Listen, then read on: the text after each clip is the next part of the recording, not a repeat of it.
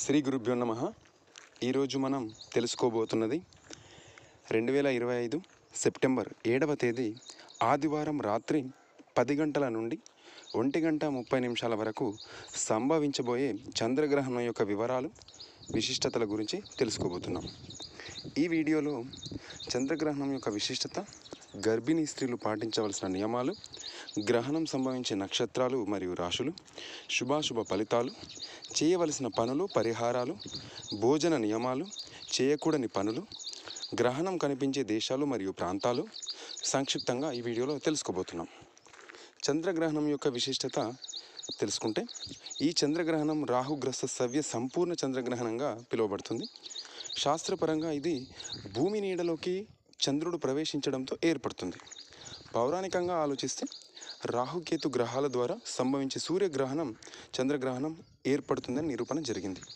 ఆధ్యాత్మిక పరంగా ఇది పుణ్యకాలం మరియు పాప పరిహార సమయం, మనస్సును పరిశీలించుకునే అద్భుతమైన అవకాశం.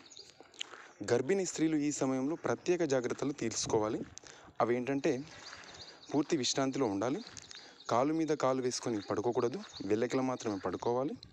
గ్రహణ సమయం 3:30 గంటలకు పైచిలుకు ఉంటుంది కనుక దేహబాధలు ఏదైనా ఉన్నట్టయితే గొల్ల గొంగడి పైన వేసుకొని దేహబాధలు తీర్చుకోవాల్సిన అవసరం ఉంటుంది. ఇది ఖచ్చితం కాదు, అత్యవసరం అయితే మట్టుకే పాటించవలసిన నియమం. శుభాశుభ ఫలితాలు ఇందులో తెలుసుకుంటాం.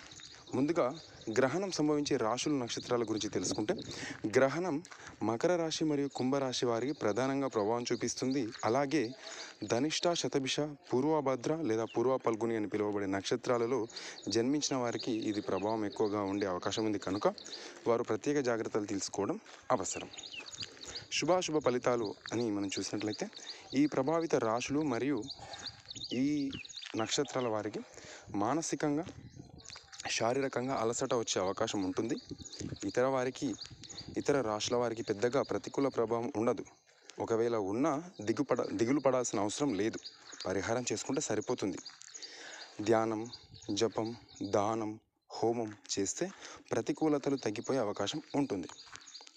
చేయవలసిన పనులలో గ్రహణం ప్రారంభం సమయంలో అంటే రాత్రి 10 గంటలకి, గ్రహణం మధ్యకాలంలో అంటే రాత్రి 11:30 సుమారులో, గ్రహణ చివరిలో అంటే రాత్రి 1:30 ఆ సమయాల్లో స్నానం చేయడం అవసరం. సాధ్యమైనంత వరకు జీవనదుల్లో స్నానం చేయడం శ్రేయస్కరం. ఉదాహరణకి గోదావరి నది, గంగా నది, కృష్ణా నది లాంటివి. ధ్యానం చేయడం, జపం చేయడం, హోమం చేయడం లాంటివి, ఇష్టదైవ నామస్మరణ చేయడం ఉత్తమం.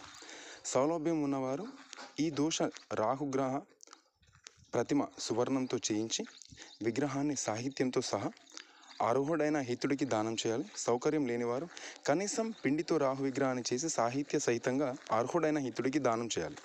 మకర కుంభరాశుల వారు మరియు ధనిష్ట, శతభిషం, పూర్వ పల్గుని నక్షత్రాల వారు ఒక 5 వారాల పాటు వరుసగా ఆలయ దర్శనం చేయడం శ్రేయస్కరం. భోజన నియమాలను చూసుకుంటే, శరీరం సహకరిస్తే మధ్యాహ్నం నుండి భోజనం మానేయటం ఉత్తమం. సహకరించని వారు సాయంత్రం 6 గంటల లోపు భోజనం పూర్తి చేసుకోవాలి. ఆహార పదార్థాలు నిలువ ఉంచుకోకపోవడం ఉత్తమం. ఒకవేళ ఉంచుకోవాల్సిన అవసరం వస్తే ఆ ఆహార వస్తువులపైన దర్భగడ్డి లేదా తులసి ఆకులు పెట్టి ఉంచాలి. పూజా సామాగ్రి మరియు పుణ్య వస్తువులపైన కూడా దర్భగడ్డి, తులసి ఆకులు వేసి ఉంచడం ఉత్తమం. చేయకూడని పనులను గమనించినట్లయితే, గ్రహణ సమయంలో మనసు అశాంతిగా ఉండే అవకాశం ఉంటుంది కాబట్టి ప్రశాంతంగా ఉండే ప్రయత్నం చేయాలి. మధుమాంసాహారాలు తీసుకోకూడదు, అసత్యం మాట్లాడకూడదు, క్షౌరము, గోర్లు కత్తిరించడం మరియు కలయికలు నిషేధించడం ఉత్తమం. కోపం, తగువు, అనవసరమైన సంభాషణలు దూరం పెట్టాలి. పాపకార్యాలకు పాల్పడకూడదు.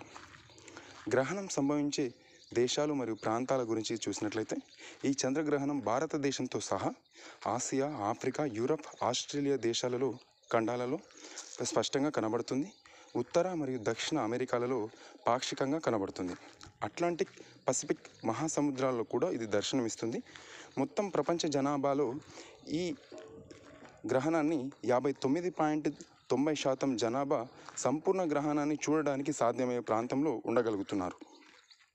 87.70% మంది పాక్షిక గ్రహణాన్ని మాత్రమే చూడగలిగే ప్రాంతంలో నివసించి నివసించిన స్థలాల్లో విస్తరించి ఈ గ్రహణం సంభవిస్తుంది. ఈ మాట అర్థం గ్రహణాన్ని చూడమని కాదు, గమనించాలి. సంక్షిప్తంగా గమనించినట్లయితే చంద్రగ్రహణం అనేది భయపడాల్సిన విషయం కాదు, అట్లాంటి ఘటన కాదు. ఇది మన ఆత్మను, మన మనసులోని చంద్రుడిని పరిశీలించుకోవడానికి కేటాయించాల్సిన సమయం. మన ఆలోచనలను శుద్ధి చేసుకోవడానికి, మనస్సును సానుకూలంగా మార్చుకోవడానికి ఒక అద్భుతమైన అవకాశం. భూమి, చంద్రుడు, సూర్యుడు ఒక సూటి రేఖలో కదిలే సమయంనే గ్రహణం జరుగుతుంది. ఇది ఖగోళ శాస్త్రం నిరూపించిన వాస్తవం. ఖగోళ శాస్త్రం నిరూపించబడిన ఈ వాస్తవానికి ఏ పేరు పెట్టి పిలిచినా జీవరాశుల యొక్క జీర్ణక్రియ మందగిస్తుందనేది వాస్తవం. కనుక సత్యాన్ని నమ్మక తప్పదు. గ్రహణం ఆస్తికంగా చూస్తే దైవారాధన పుణ్యకాలంగా ఉంటే, నాస్తికంగా అయితే ప్రకృతిని శాస్త్రీయంగా అర్థం చేసుకునే ప్రయోగకాలం. మీరు ఇప్పటివరకు విన్నది శ్రీ డివైన్ టాక్స్ ఛానల్ నుండి చంద్రగ్రహణంపై విశిష్టమైన విశ్లేషణ, వివరణ. విషయం నచ్చితే షేర్ చేయండి. ఇలాంటి మరిన్ని విషయాలు పొందడానికి ఛానల్ని సబ్స్క్రైబ్ చేయండి. మీ అభిప్రాయాలను కామెంట్ రూపంలో తెలియజేయండి.